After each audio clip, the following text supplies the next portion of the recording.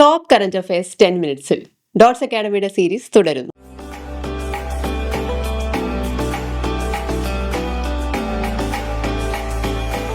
നമുക്ക് ഈ സെഷനിലെ ആദ്യത്തെ ചോദ്യം നോക്കാം. Who was appointed as a new director general of the geological survey of India? Geological survey of ഇന്ത്യയുടെ new director general, new D G ആരാണ്? Who is a new D G? The new D G is Asit Saha. Okay, so GSI, the geological survey of India establish ചെയ്തത് 1851 എന്തായിരുന്നു main ഉദ്ദേശം എന്തായിരുന്നു വെച്ചാൽ primarily to find coal deposits for the railways. So റെയിൽവേസിന് വേണ്ടി coal deposits കണ്ടുപിടിക്കുക എന്നുള്ളതായിരുന്നു GSIയുടെ ഒരു പ്രൈമറി ഉദ്ദേശം എന്ന് പറയുന്നത്. So GSI is an attached office to the Ministry of Mines and is also headquartered in Kolkata. So കൊൽക്കത്തയിലാണ് ഇതിൻ്റെ ഹെഡ് ക്വാർട്ടേഴ്സ് വരുന്നത്. It is attached to the ministry of mines. ഇത് കൂടാതെ തന്നെ ഇതിന് 6 റീജിയണൽ ഓഫീസസും കൂടി ഉണ്ട്.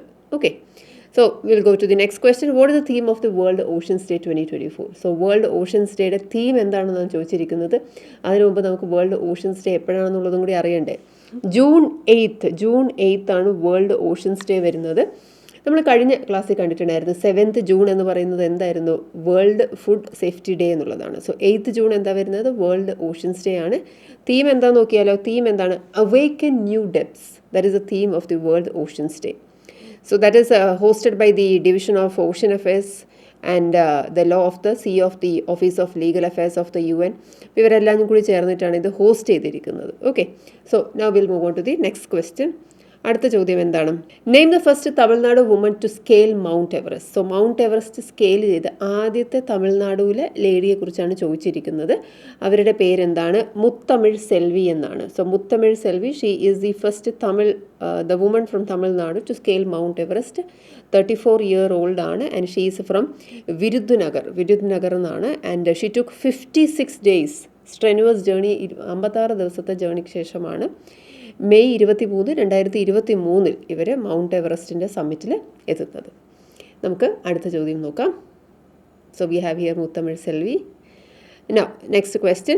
Which country has suggested the name Fengal to the cyclonic storm developed in the Bay of Bengal? So, Bay of Bengal develop ചെയ്ത cyclonic സ്റ്റോമിന് Fengal എന്ന് പറയുന്ന പേര് സജസ്റ്റ് ചെയ്തത് ഏത് രാജ്യമാണെന്നുള്ളതാണ്. നമുക്കറിയാമല്ലോ സൈക്ലോണിക് സ്റ്റോമിന് പേര് സജസ്റ്റ് ചെയ്യുന്നത് പല രാജ്യങ്ങളാണ്. ഓക്കെ, അപ്പം ഈ ഒരു നെയിം സജസ്റ്റ് ചെയ്തത് സൗദി അറേബ്യ ആണ്. And the cyclonic name list is proposed by the national meteorological and hydrological services of WMO. Okay, members of the specific region and then approved by the respective tropical cyclone regional bodies. ഒക്കെ ഇത് approve ചെയ്യുകയാണ് ചെയ്യുന്നത്. ഇനി 2024 ഒക്ടോബറിൽ നമുക്കൊരു cyclone ദാന എന്ന് പറഞ്ഞാൽ എന്താണ്? ജനറസ് എന്നുള്ള അർത്ഥത്തിലാണ്. സൈക്ലോൺ ദാന എന്ന് പറയുന്ന ഒരു ദാന ഒഡീഷ കോസ്റ്റിൽ ഉണ്ടായിരുന്നു. സോ ദാറ്റ് വാസ് സൈക്ലോൺ ദാന. ഒക്ടോബറിലായിരുന്നു. ഫെങ്കൽ റീസെൻ്റ് ആയിട്ടുള്ളതാണ്.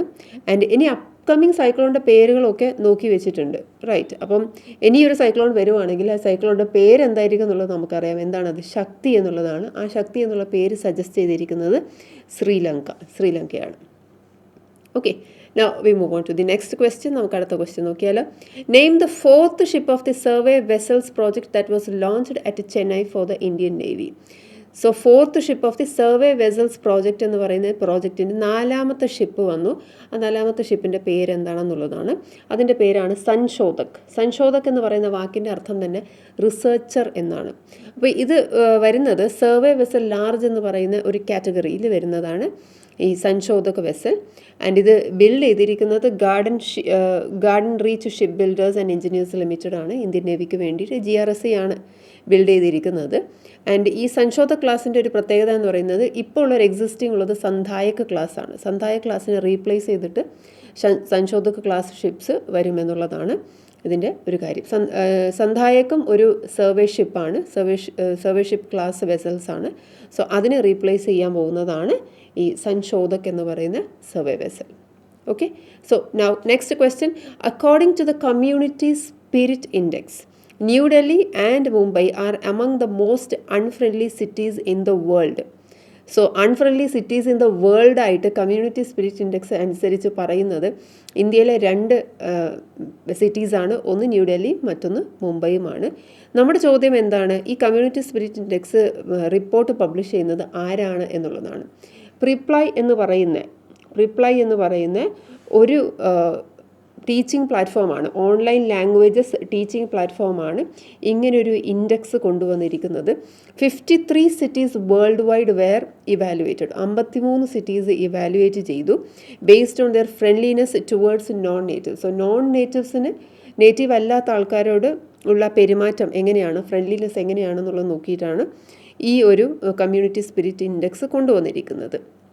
While no Indian city made it to the friendly കാറ്റഗറിയിൽ ഒരു ഇന്ത്യൻ സിറ്റി ഇല്ല, പക്ഷെ അൺഫ്രണ്ട്ലി കാറ്റഗറിയിൽ 2 എണ്ണം ഉറപ്പായിട്ടുണ്ട്. ഏതാണ് പറഞ്ഞിരിക്കുന്നത്? ഒന്ന് ന്യൂഡൽഹി, രണ്ടാമത്തത് മുംബൈ ആണ്. So community spirit index it is developed by reply. Okay, now coming to the next question.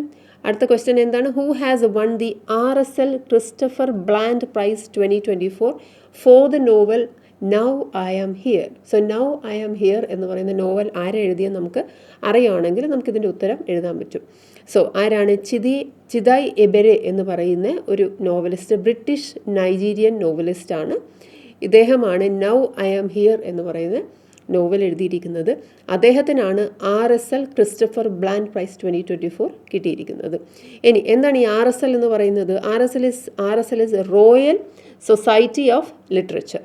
Royal Society of Literature, and it encourages the work of older writers. 50 വയസ്സിന് മുകളിലുള്ള റൈറ്റേഴ്സിൻ്റെ വർക്കാണ് എൻകറേജ് ചെയ്തത്. And this is awarded annually award ചെയ്യുന്നതാണ്. ഒരു work of fiction ആകാം, അല്ലെങ്കിൽ non fiction book ആകാം.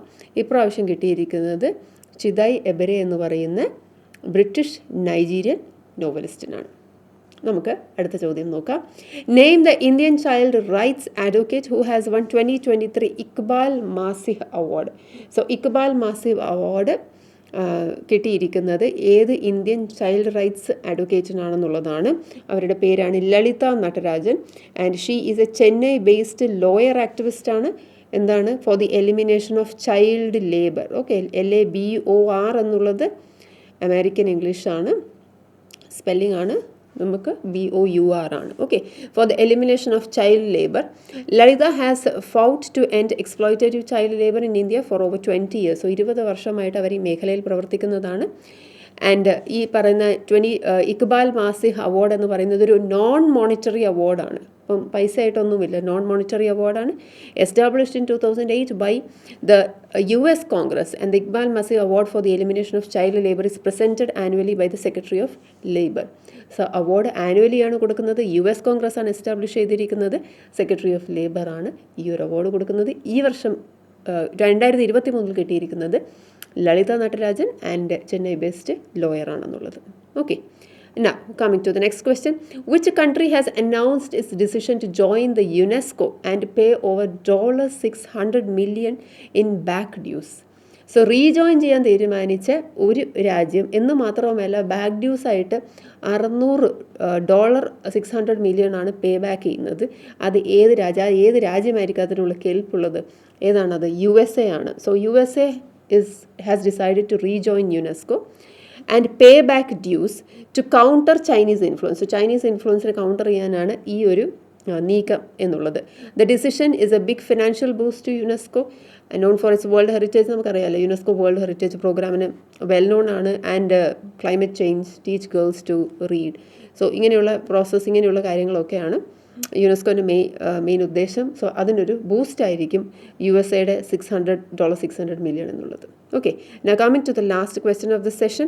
Name the book for which Ramachandra Guha has won the Elizabeth Longford Prize for Historical Biography 2023. So Ramachandra Guha ഈ award നേടിയിരിക്കുന്നത് ഏത് ബുക്കിനാണെന്നുള്ളതാണ് ചോദ്യം. അദ്ദേഹത്തിൻ്റെ ബുക്കാണ് rebels against the Raj, western fighters for India's freedom. So India's ഫ്രീഡത്തിന് western ഫൈറ്റേഴ്സിൻ്റെ ഒരു കഥ പറയുന്ന ഒരു ബുക്കാണ്. ആ ബുക്കിനാണ് ഈ പറയുന്ന historical biography Elizabeth Longford prize കിട്ടിയിരിക്കുന്നത്. The Bangalore based historians book tells the story of 7 foreigners. So 7 ഫോറിനേഴ്സിൻ്റെ കഥയാണ് അതിൽ പറയുന്നത്. അതിൽ 4 പേര് ബ്രിട്ടീഷാണ്, 2 Americans and 1 Irish who joined India's freedom fight against British rule. ആ ലിസ്റ്റിൽ ഒരാളാരാണ്? ആനി ബസന്ത്. ഒരൊറ്റ പ്രിപ്പറേഷൻ കൊണ്ട് ഒന്നിലധികം എക്സാമുകൾക്ക് തയ്യാറെടുക്കണോ? വരൂ, ഡോട്ട്സ് അക്കാഡമിയുടെ ഭാഗമാകും. SSC PSC combo, SSC bank combo, exclusive SSC, exclusive bank എന്നീ കോച്ചിങ്ങുകൾക്ക് തിരുവനന്തപുരത്തും കൊല്ലത്തും ബാച്ചുകൾ. നിങ്ങളുടെ വീടിന്റെയും ജോലി സ്ഥലത്തിന്റെയും സൗകര്യത്തിൽ നിന്ന് പഠിക്കാൻ ഓൺലൈൻ ബാച്ചുകൾ. അപ്പൊ ഇനി എന്തിനു കാത്തിരിക്കണം? വരൂ ഡോട്ട്സ് അക്കാഡമിയിലേക്ക്. For more details contact